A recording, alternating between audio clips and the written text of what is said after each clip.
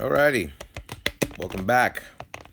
Sorry, I have to reposition this camera just a little bit. Alrighty.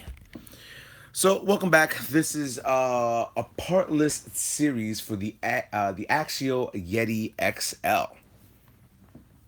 So, hopefully you guys are enjoying the segments. I'm gonna go over primarily what's initially transpired with this RC, a little bit of history, and what I've done to the RC. So I'm gonna wait for a few people to come in for me to start the discussion, and we'll start this off.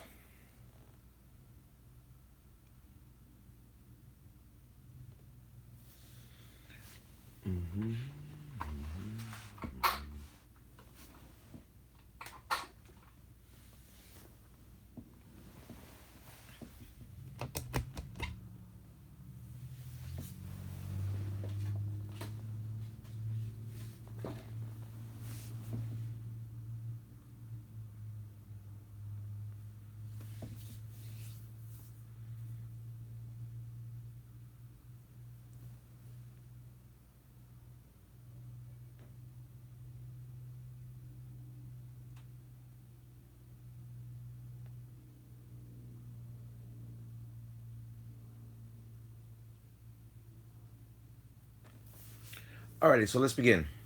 Um, Traxxas, Axial YETI XL. Why did I get this RC? Pretty frustrated when I did acquire this RC. I ended up doing a whole build series on the 110 scale Yeti, the 380, and I thought that was a pretty cool segment. When Axial did release that, I invested a lot of money when I started doing the upgrades for the Yeti 110 scale, and then a few months later, blow, Axial comes out with their 1/8 scale Yeti. Now, that being said, when I ended up, checking out the 1/8 scale Yeti, I was very, very, very annoyed that I invested so much money into the Yeti 110 scale that when the 1/8 scale came out, I was just on a different level of livid. So that being said, there were a few things that I needed to upgrade immediately on the Yeti XL for me to even think about having this RC in my arsenal.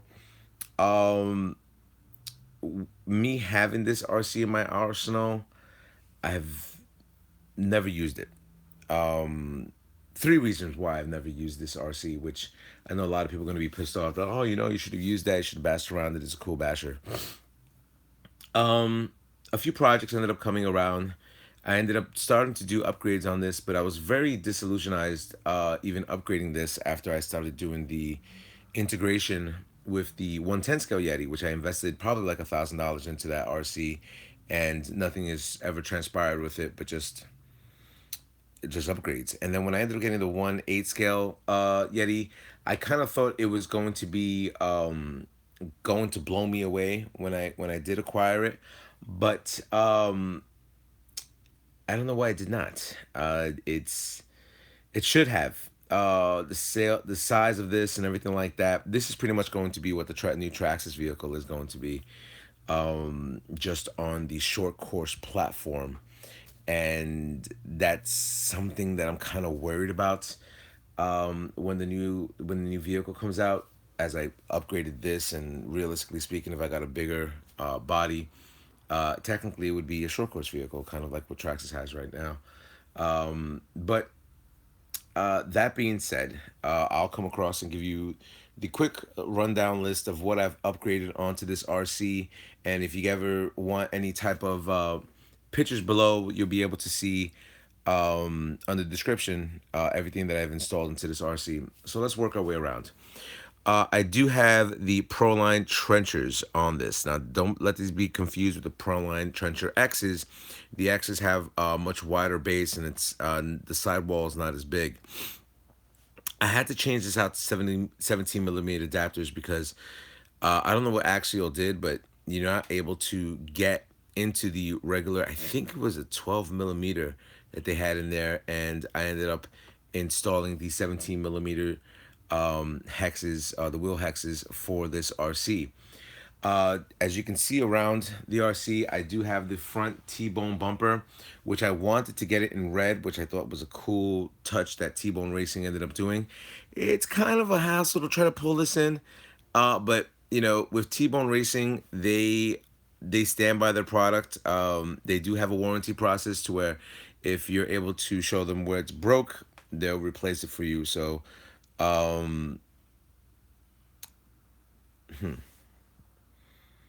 me see. Just a quick question from Chris. Does lowering the spur and higher the pinion equal more speed? Yes. Um, Now, I ended up going with the T-Bone Racing. Let's go underneath, which this is a cool thing for you to guys check out. T-Bone Racing arm protectors. Now, here are the pros and cons of it. The pro, I have this on my X Max, never had an issue. The con, these T-bone protectors do not work with these rims. So I do have RPM arms that I'm going to install into this, which I don't have to purchase. I already have it, but these are definitely a cool thing if you're running the stock wheels. Definite most important part is this: the chassis protector from T-Bone Racing, one of the best things you could buy. And also you have the axle protector, which I did get in red, which I'll come across and show you on there of me installing it. As you can see, there's not that many upgrades or updates onto this RC. I do have the hot racing drive shaft that, you know, I just never installed into the RC. As you're gonna notice, I do have the Proline spare tire in the back, so I ended up buying another bag just to make it scale with the Proline tires that are in the front as well. It fit pretty nicely onto the RC itself. So now, as for the internal components, what have I done? I don't think I've done anything with these internal components because I was very frustrated when this whole thing came in. Now I'm gonna move the camera a little closer for you guys to get a better visual of what's initially transpiring into this RC. I totally forgot I put red wire mesh over there. So yeah, I did ended up putting red wire mesh. Looks like I installed the Castle Creations fan, but doesn't look like I connected anything to it. I do have the Hot Racing sway bar kit, which I totally forgot that I installed into there. Basically, the motor and ESC is kind of like the Sidewinder 8 setup, pretty much exactly like it. So, if you guys are interested, it is a 2200 kV motor. I believe the amperage is not like a Mama Monster. I believe it's 80, from what I understand. Also, the Metal Gear servo, that's something I've always wanted to change out, but I never got to do that. So primarily what I was going to do with the RC was going to take the carbon fiber vinyl, the 3D vinyl, and I was going to wrap the whole RC with it, which I never ever did, which I should have, but I never did because I stopped doing this project. This is one of my only RCs that I do not have between both Yetis, where I do not have with the shock covers on there. I did want to change out the shock caps. I'm not a fan of plastic caps on an RC. I was going to upgrade the whole shock system either by hot racing or I was going to go Proline. I never got around to doing that. So, when I ended up doing, now I just have this vehicle, you know, which I'm not going to be utilizing possibly ever because I just never used it. You know, I've seen people on YouTube use their RCs. I see nothing but chaos, especially with the front differential when it comes down to it. But yeah, I mean, I don't know if you guys can see, but this thing has such a layer of dust that it's never seen the light of day. Which is sad because I know Axial invested a lot of money into this RC and this was, you know, supposed to be their big hit. I think the SCX10 is one of their big hits, and also I think the Wraith was one of the best Axial vehicles to come out of there. But you know, I wish when the 110 scale came out that the 1/8 scale would have been something that would have come out either after or something like that, or way after. Once people started getting their financial investments into getting an RC that just comes out, then you look at down the line, and then even if it was a year and change after, that would have been a little bit more, a little bit better, because then people would have been able to recover from buying the first RC and then acquiring the second RC. So, what is my recommendations with this RC? I know people like it. I know people don't like it. Would I have purchased this RC now that I know what I know? Possibly not. There are other RCs that are out there that are pretty awesome, but I can't fully give my experience with this RC because it's never been driven.